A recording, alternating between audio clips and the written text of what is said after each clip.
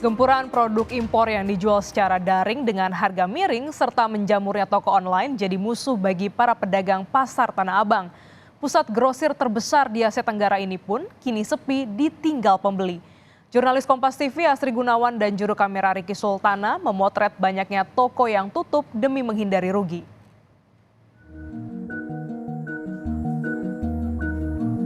Tutupnya toko-toko ini merupakan fenomena pedagang pasar Tanah Abang gulung tikar. Sebelum pandemi, lorong ini dipenuhi oleh para pengunjung. Bahkan mereka harus bersenggol-senggolan sambil tawar-menawar. Tidak hanya sampai pandemi, para pedagang pasar Tanah Abang juga ditempa dengan adanya barang-barang impor, kemudian adanya online shopping yang menawarkan harga jauh lebih murah dibandingkan belanja langsung di pasar Tanah Abang. Mereka pun mengaku di tahun ini mereka mengalami penurunan omset lebih dari 50%. Buruan di apartemennya mumpung masih ready stock nih. Yang ini masih ada waktunya nih Kak. Di lantai 3A Blok B Pasar Tanah Abang, toko yang tutup sudah tak terhitung jari. Para pedagang mengaku tak mampu membayar sewa lantaran sepi pembeli. Gempuran produk impor yang dijual secara daring dengan harga miring jadi musuh bagi pedagang pasar Tanah Abang. Salah satu pedagang pakaian wanita sejak 2011 mengaku omsetnya anjlok. Saya jualan khusus kaftan sejak tahun 2011. Udah jauh banget, sampai 50% lebih penurunan kita. Benar-benar merosot terjun kita kalah bersaing sama produk-produk luar.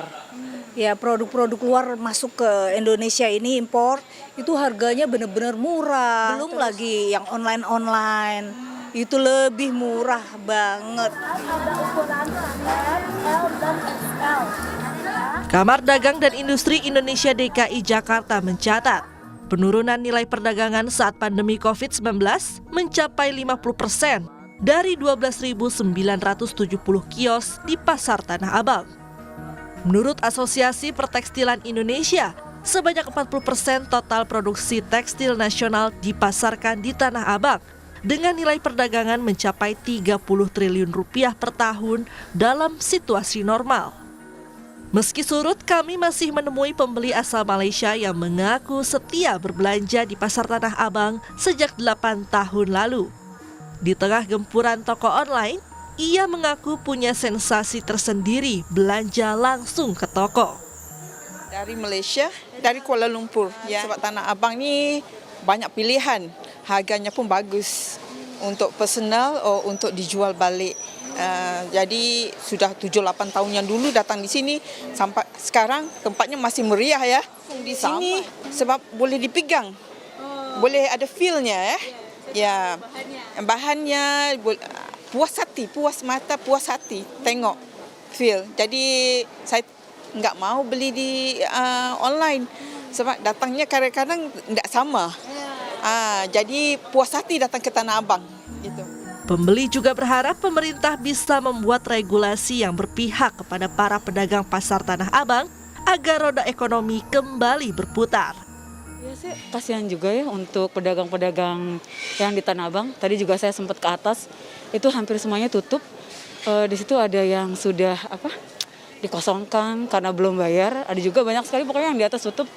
Kalau saya mudah-mudahan itu bisa diatur sama pemerintah. Regulasinya biar jelas, kasihan juga pedagang-pedagang di sini. Karena kan mereka harus bayar konter, harus bayar toko, harus bayar karyawan. Sementara kalau yang online kan tidak perlu terlalu banyak biaya ya. Sebetulnya kalau bicara kualitas, saudara, barang-barang yang dijual di Pasar Tanah Abang tidak jauh berbeda, bahkan lebih baik dari barang-barang yang ada di situs jual beli online ataupun produk-produk impor. Yang jadi masalah, para pedagang tidak mampu kalau harus banting harga.